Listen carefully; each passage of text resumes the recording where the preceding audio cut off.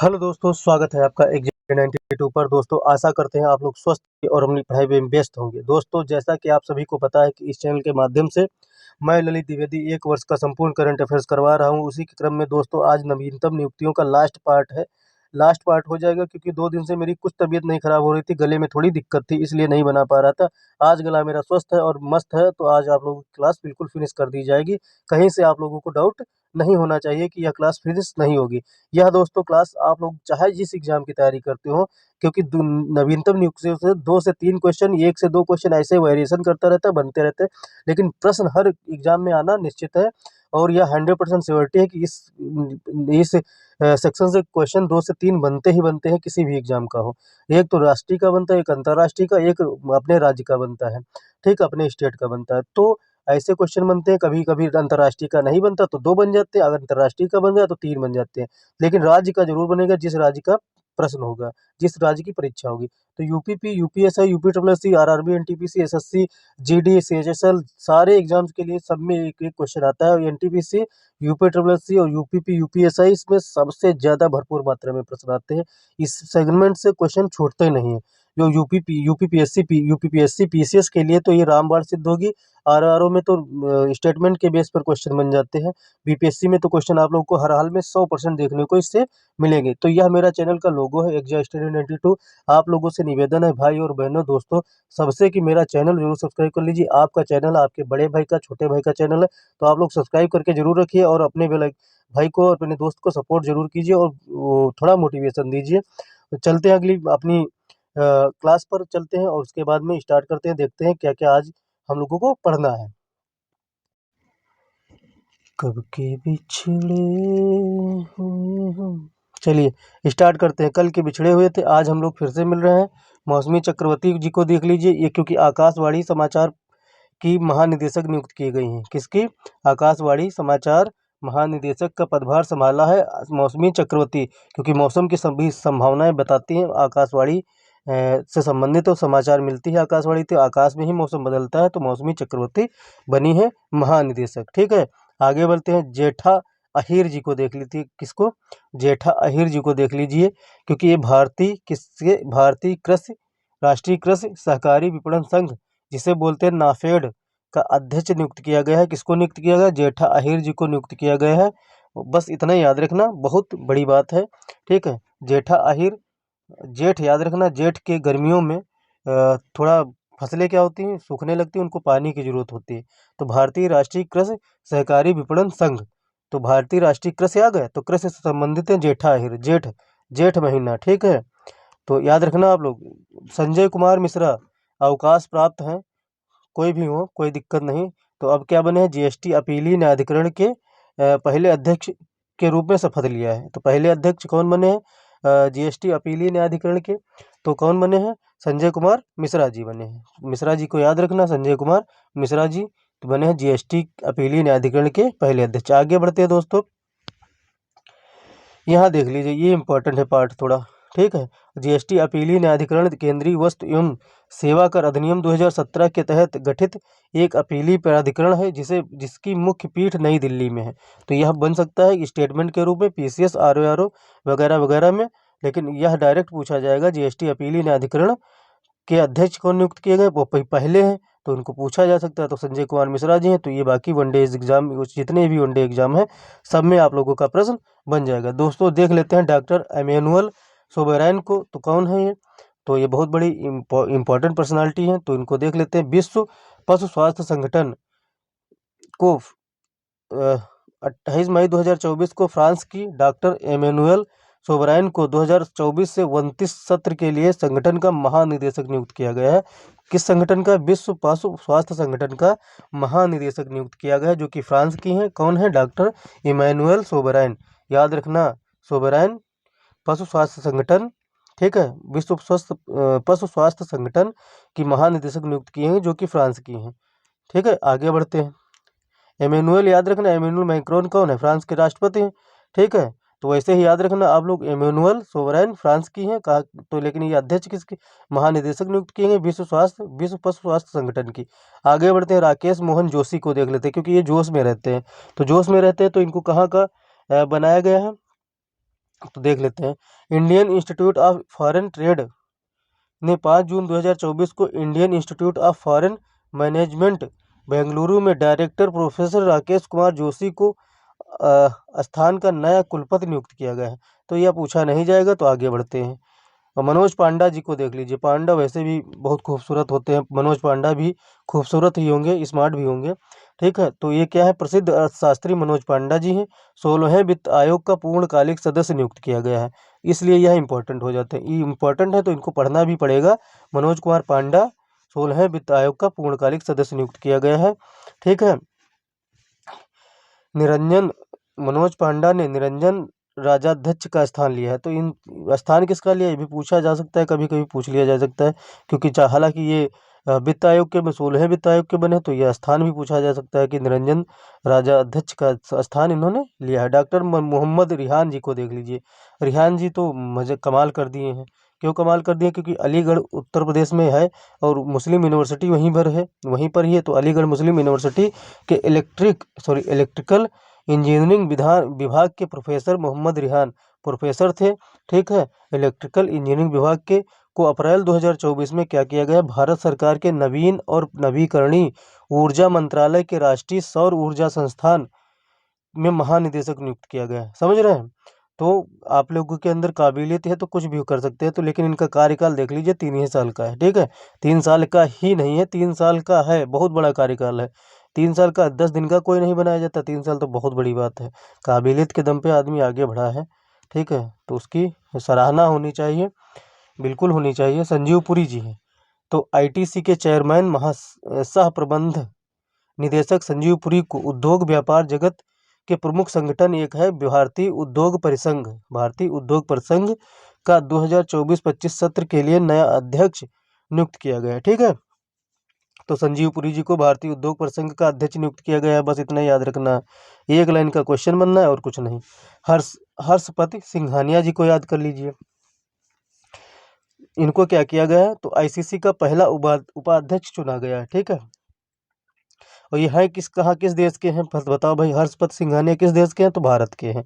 ठीक है, भारत के हैं और इनको आईसीसी का पहला उपाध्यक्ष नियुक्त किया गया है। ठीक है, इन्होंने स्थान किसका लिया है, सॉरी, इनको उपाध्यक्ष नियुक्त किया गया है, लेकिन अध्यक्ष किसको, आईसीसी का पहला अध्यक्ष नियुक्त किया गया है, तो फ्रांस के फिलिप वारेन को इसका अध्यक्ष नियुक्त किया गया है। ठीक है, याद रखना। और ये आईसीसी है क्या, इंटरनेशनल चैम्बर ऑफ कॉमर्स। ठीक है, आगे बढ़ते हैं, आगे आ जाते हैं, आगे देख लेते हैं। किशोर मकवाना जी को देख लेते हैं। किशोर मकवाना जी क्या थे, भारतीय जनता पार्टी के नेता किशोर मकवाना। ठीक, तो कहाँ थे, भारतीय जनता पार्टी के नेता थे। तो इनको क्या किया गया, राष्ट्रीय अनुसूचित जाति का आयोग का अध्यक्ष नियुक्त किया गया है। मतलब जितने पार्टी से जुड़े हुए वो आयोग के अध्यक्ष नियुक्त कर दिए जाएंगे। आगे देख लेते हैं दोस्तों, इन्होंने स्थान किसका लिया है, विजय सांपला का स्थान लिया है। विजय सांपला का स्थान लिया है, तो ये याद रखना, अनुसूचित जाति आयोग का अध्यक्ष नियुक्त किया गया किशोर मकवाना को। तो मकवाना जी को याद रखना। ठीक है, मकवाना जी एससी आयोग, इतना ऐसे याद रखना, बस काम खत्म। एमवी राव कौन है, सेंट्रल बैंक ऑफ इंडिया के प्रबंध निदेशक सह सीईओ एमवी राव भारतीय बैंक संघ जिसे आईबीए के अध्यक्ष के रूप में नियुक्त किया गया है। ठीक है, यह इंपॉर्टेंट है, आप लोग याद रखना, वेरी मोस्ट इंपॉर्टेंट है। आगे बढ़ते हैं, नवनीत सहगल जी को देख लीजिए। नवनीत सहगल जी को देख लीजिए, क्योंकि ये भारतीय प्रशासनिक सेवा के अवकाश प्राप्त पदाधिकारी हैं। ठीक है, नवनीत सहगल जी, तो इनको देखना बनता है। थोड़ा हम अपने आ जाते हैं कंटेंट पे, थोड़ा जूम कर लेते हैं क्योंकि कम जूम था। अब देख लेते हैं, प्रसार भारती बोर्ड का अध्यक्ष नियुक्त किया गया है। ठीक है, बस नवनीत सहगल जी को याद रखना, बस इतना याद रखना, प्रसार भारती बोर्ड की, क्योंकि प्रसार भारती बोर्ड का जब अध्यक्ष नियुक्त किया गया उस साल प्रश्न जरूर बनना है। तो प्रसार भारती बोर्ड का अध्यक्ष किसे नियुक्त किया गया, नवनीत सहगल जी को नियुक्त किया गया है। इनका कार्यकाल कितने साल का होगा, स्टेटमेंट में देगा तो कार्यकाल ही देगा, 3 साल का इनका कार्यकाल होता है। जनरली 3 साल याद रखना, आप लोग टिक भी तुक्का मारकर लगा सकते हैं। सदानंद बसंत दाते, याद रखना, सदानंद बसंत दाते भारतीय पुलिस सेवा के महाराष्ट्र कैडर के, कुछ भी हो, सदानंद दाते जी को राष्ट्रीय जांच एजेंसी जिसे बोलते एनआईए के प्रमुख के रूप में चुना गया है। ठीक है, इन्होंने स्थान किसका लिया, ये इम्पोर्टेंट रखना है, दिनकर जी गुप्ता जी का स्थान लिया है। बस यही इम्पोर्टेंट है, दो चीज़ें सदानंद बसंत दाते के रूप में तो एनआईए के प्रमुख नियुक्त किए गए और उन्होंने स्थान लिया दिनकर गुप्ता जी का। बस इतना याद रखना है, बाकी कुछ सब कुछ भूल जाना है। अब याद रखना है नलिन प्रभात जी को, किसको, नलिन प्रभात जी को याद रखना है। अब इनको याद रखना क्यों है, ये इम्पोर्टेंट हो जाता है क्योंकि राष्ट्रीय सुरक्षा गार्ड एनएसजी के प्रमुख अप्रैल 2024 में नियुक्त किए गए हैं। किसके, एनएसजी के प्रमुख नियुक्त किए गए हैं Nalin Prabhat, Nalin NSG, Nalin SSG NSG याद रखना। बस इतना याद रखना कि दुआओं में याद रहें, हवाओं में नहीं, ठीक है, जिससे तो आप लोगों को याद रहे, हवाओं में नहीं दुआओं में याद रहे, जब एग्जाम दे तो आप लोगों को निकल कर सामने आए। पीयूष आनंद जी को देख लीजिए, ये वेरी मोस्ट इंपॉर्टेंट है। पीयूष आनंद जी क्यों इंपॉर्टेंट है, राष्ट्रीय आपदा मोचक बल जिसे बोलते हैं national disaster response force, NDRF इसको बोलते हैं। एनडीआरएफ का फुल फॉर्म भी पूछा जा सकता है, पूछा जा चुका है किसी एग्जाम में, शायद ग्रुप डी या एनटीपीसी का एग्जाम था उसमें पूछा गया है एनडीआरएफ का फुल फॉर्म। तो एनडीआरएफ के महानिदेशक किसको नियुक्त किया गया, पीयूष आनंद जी को नियुक्त किया गया है। बस इतना इंपॉर्टेंट है, एनडीआरएफ पीयूष आनंद, ठीक है, एनडीआरएफ पीयूष आनंद। मिल रही है ना राइमिंग वर्ड, ऐसे याद करना। ज्योति विज जी को देख लीजिए, फिक्की ने 11 जून 2024 को ज्योति विज को महानिदेशक नियुक्त करने की घोषणा की है, ठीक है, ठीक है, महानिदेशक नियुक्त करने की घोषणा की है। तो याद रखना फिक्की के से जुड़ी हुई है, फिक्की से जुड़ी हुई है। ज्योति विज एक पेशेवर व्यवसाय अधिक अर्थशास्त्री हैं, याद रखना, पूछा नहीं जाएगा इतनी जल्दी। हाँ ये जरूर है, फिक्की उक्की पूछा जाता है उसमें, एसएससी में आप लोगों का, एनटीपीसी में, बाकी वनडे एग्जाम्स में बन जाता है। फिक्की के महानिदेशक अध्यक्ष कौन नियुक्त किए गए, इससे बनता है। कौन नियुक्त किए गए हैं, ज्योति विज जी को नियुक्त किया गया है, ठीक है, महानिदेशक।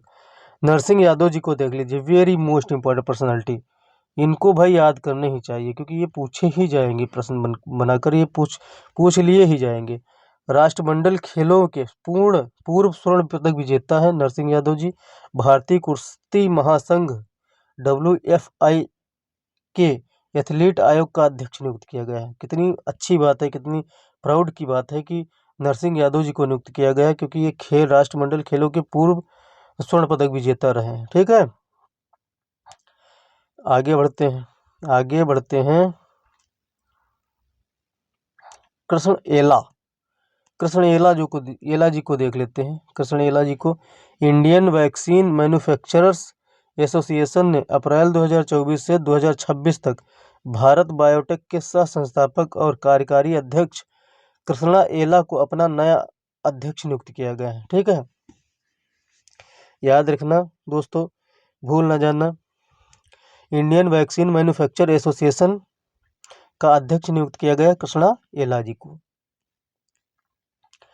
शशि सिंह जी को देख लीजिए, शशि सिंह बहुत इंपॉर्टेंट है, ऐसा कुछ है ही नहीं जो इम्पोर्टेंट ना हो, सब इम्पोर्टेंट है। शशि सिंह जी को देख लीजिए, इनको क्या बनाया गया है, इनको बनाया गया है all India rubber industries association का अध्यक्ष नियुक्त किया गया है, याद रखना दोस्तों।